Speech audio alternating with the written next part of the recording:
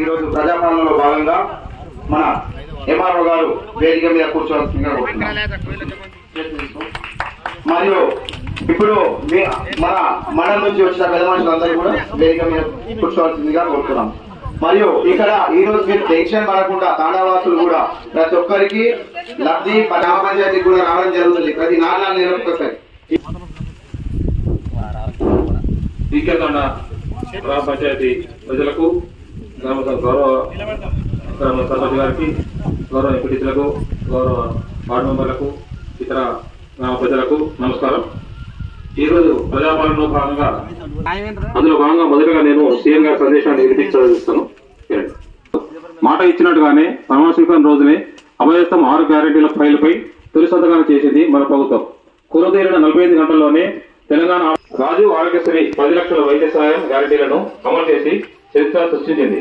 అదే సంకల్పంతో మిగిలిన గ్యారెంటీలు కూడా నెరవేర్చేందుకు ప్రజాపాలన కార్యక్రమానికి మన ప్రభుత్వం శ్రీకారం చుట్టిందని తెలియజేసేందుకు గర్విస్తున్నాము.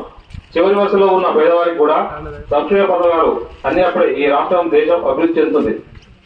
ప్రజాపాలన ఉద్దేశం నిస్సహాయులకు సాయం చేయడమే. స్వయంగా ప్రభుత్వమే ఇవాళ మీ ఊరికి ఇంటికి వచ్చింది. మహాలక్ష్మి, రైతు భరోసా, గృహజ్యోతి, ఇందిరమ్మ ఇళ్లు, చేయూత పథకాల కోసం అర్హులైన ప్రతి ఒక్కరి నుంచి దరఖాస్తులను స్వీకరిస్తుంది. ఈ మహత్తర అవకాశాన్ని మీ అందరూ సద్వినియోగం చేసుకుంటారని, ప్రజాప్రభుత్వం తలపెట్టిన సంక్షేమ యజ్ఞంలో భాగస్వాములు అవుతారని కోరుకుంటున్నాము. కృతజ్ఞతలతో మీ రేవంత్ రెడ్డి, ముఖ్యమంత్రి, తెలంగాణ రాష్ట్రం. ఇది మన ముఖ్యమంత్రి గారి సందేశం.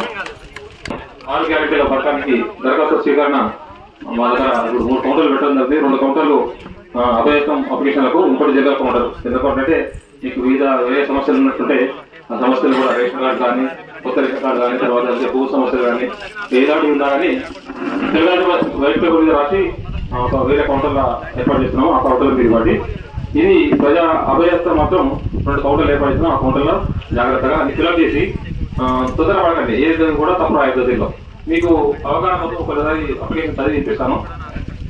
ఇది దరఖాస్తుదారుల వివరాలు, ఇంటి పేరు అవన్నీ రాయాలా, అవన్నీ రాసినట్టుంది. స్త్రీ, పురుషుడు ఇవి రాయాలా, ఎస్సీ, ఎస్టీ, బీసీ ఇవి రాయాలా. పుట్టిన తేదీ మీ దగ్గర లేకపోతే ఆధార్ కార్డు మీద ఉన్నటువంటి ఆధార్ కార్డు నంబర్ రాయాలా. తర్వాత ration card number. Ration card number అంటే ఇప్పుడు కొంతమంది మీరు అన్నట్టు పెద్దలు చెప్పినారు, రేషన్ కార్డు డివైడ్ అయింది అని చెప్పి అన్నారు.